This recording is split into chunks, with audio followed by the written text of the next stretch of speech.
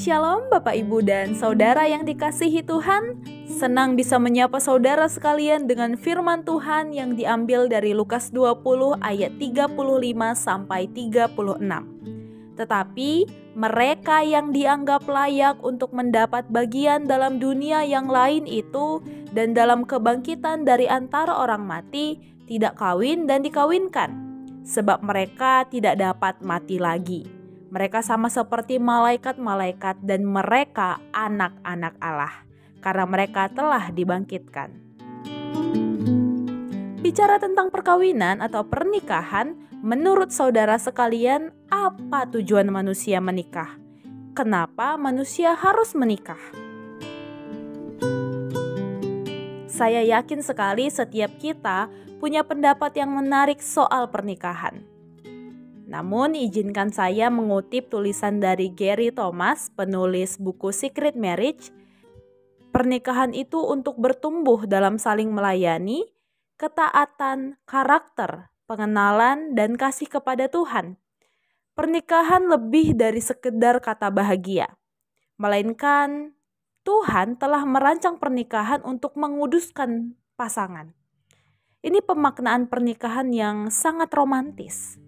Namun bagi kaum Yahudi, pernikahan bukan sekedar bertumbuh bersama dengan pasangan, tetapi pernikahan adalah untuk menciptakan ahli waris.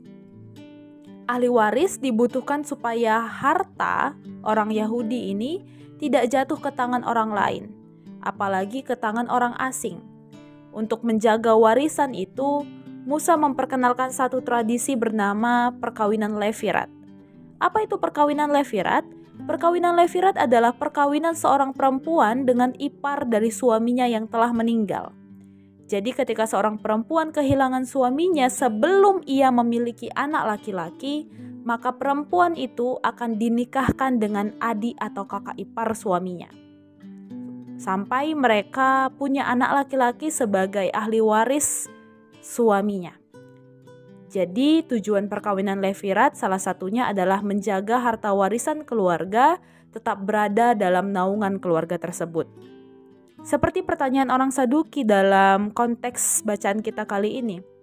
Ia bertanya kepada Yesus, jika perempuan menikah dengan 7 laki-laki yang adalah iparnya, lalu siapakah yang menjadi suami perempuan itu di hari kebangkitan? Pertanyaan orang Saduki ini adalah pertanyaan yang berdasar pada perkawinan Levirat. Karena itu perlu kita ingat ketika membaca Lukas 20 ini, kita tidak bisa melepaskan budaya Levirat.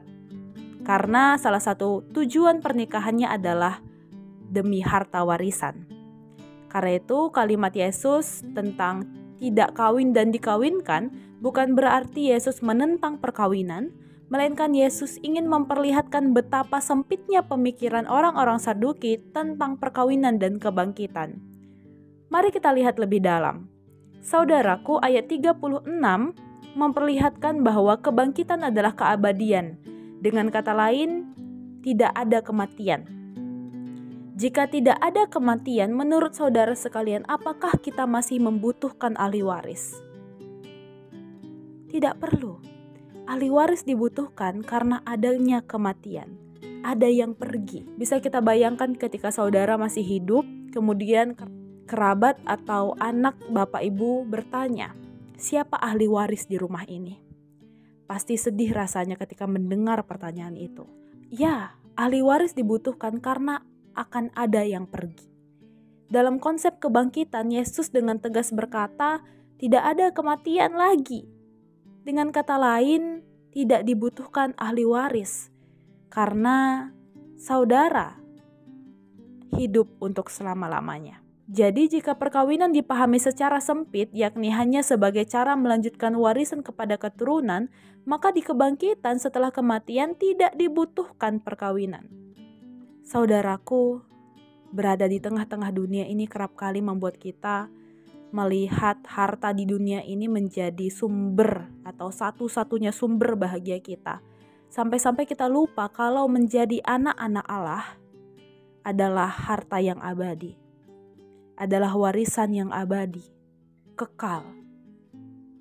Seringkali kita menggantikan harta yang abadi itu dengan harta-harta yang hanya memberi kebahagiaan sementara.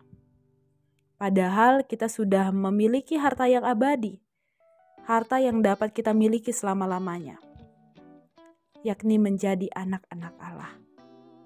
Saudaraku, harta yang paling berharga adalah menjadi anak-anak Allah. Allah yang hidup kini dan selamanya. Allah yang melihat bahwa kematian bukan akhir, melainkan bagian dari kehidupan.